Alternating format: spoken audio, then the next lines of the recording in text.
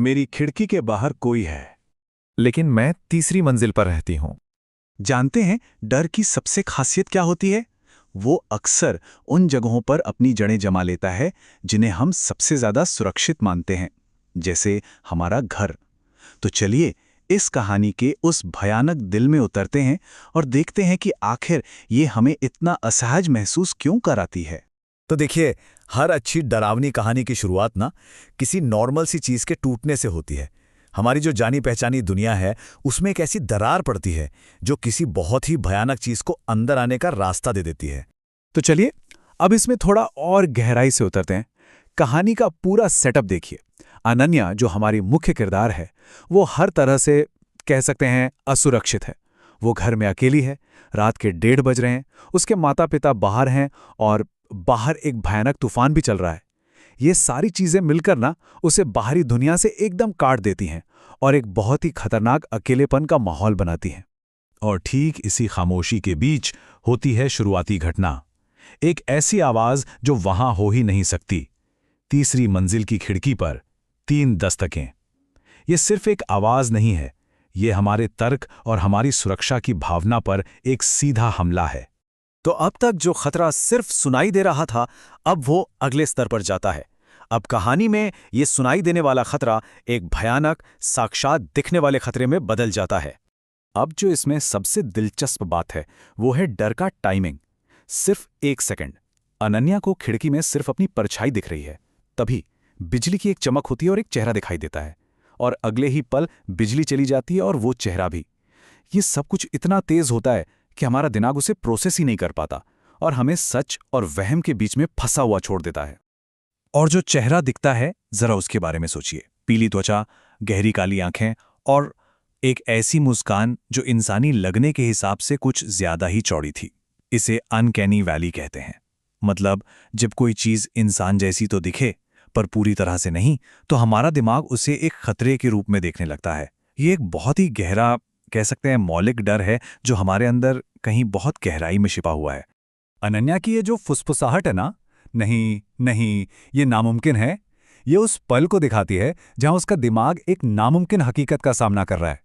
ये मनोवैज्ञानिक तनाव का, मतलब साइकोलॉजिकल टेंशन का सबसे ऊंचा पॉइंट है, जहां तर्क और डर के बीच एक असली लड़ाई चल रही होती है। तो देखिए, अब खतरा सिर्फ देखने तक ही सीमित नहीं रहता, अब वो बात करने की कोशिश करता है, जिससे खतरे की जो गंभीरता है वो और भी ज्यादा बढ़ जाती है। और अब देखिए कि अनन्या की हालत कैसे बिगड़ती जा रही है। सबसे पहले वो अपना फोन पकड़ती है ताकि जो कुछ हो रहा है उसे रिकॉर्ड कर सके। ये शायद खुद को यकीन दिलाने की एक कोशिश है। फिर एक और जोरदार, ज्यादा आग्रहपूर्ण दस्तक होती है और अपने दिलो दिमाग के खिलाफ वो खिड़की के और करीब खिंची चली जाती है, और तभी दूसरी तरफ से एक साफ फुसफुसाहट सुनाई देती है। ये इंसानी जिज्ञासा और डर के बीच का क्लासिक संघर्ष है। और फिर ये एक वाक्य सब कुछ बदल देता है। मुझे अंदर आने दो, बस। अब वो सिर्फ बाहर खड़ी एक अजीब सी चीज नहीं है, उसका एक मकसद है, और वो मकसद है अंदर आना। खतरा पैसिव नहीं बल्कि एक्टिव हो चुका है।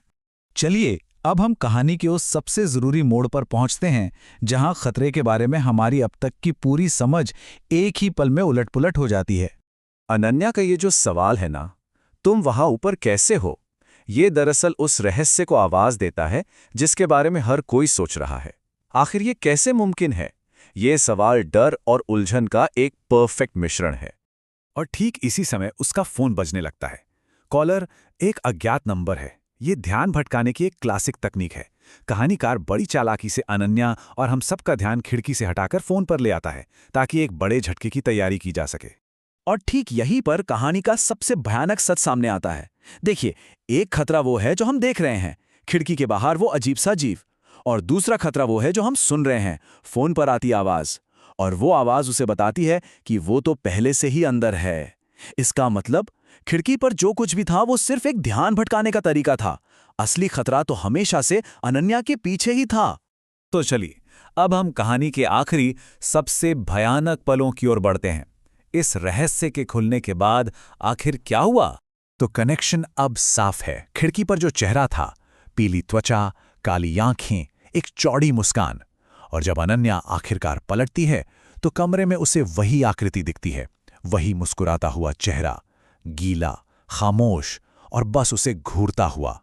अब यह साफ हो जाता है कि खिड़की पर दस्तक सिर्फ एक धोखा था, असली खतरा तो कब का अंदर आ चुका था। कहानी का अंत बहुत ही ठंडा और सपाट है। अगली सुबह पुलिस को घर खाली मिलता है। पिछली रात की भयानक घटनाओं का कोई भी निशान नहीं। ये खालीपन उस डर को और भी ज्यादा गहरा कर देता है। सिर्फ एक चीज बची थी, उसका फोन। बस यही एक सबूत बचा है, अनन्या का फोन और उसकी रिकॉर्डिंग। ये एक फाउंड फुटेज की तरह काम करता है, जो उस रात हुई अनहोनी का एकमात्र गवाह है। और रिकॉर्डिंग के ठीक आखिर में ये लाइन सुनाई देती है, खिड़की खोलने के लिए धन्यवाद। ये एक भयानक सच्चाई की ओर इशारा करती है कि उस चीज को अंदर लाने के लिए किसी न किसी तरह अनन्या खुद जिम्मेदार थी। तो ये कहानी हमें एक बहुत ही परेशान करने वाले सवाल के साथ छोड़ जाती है। अगर दस्तक सिर्फ एक धोखा था, तो फिर अनन्या ने असल में खिड़की कब खोली?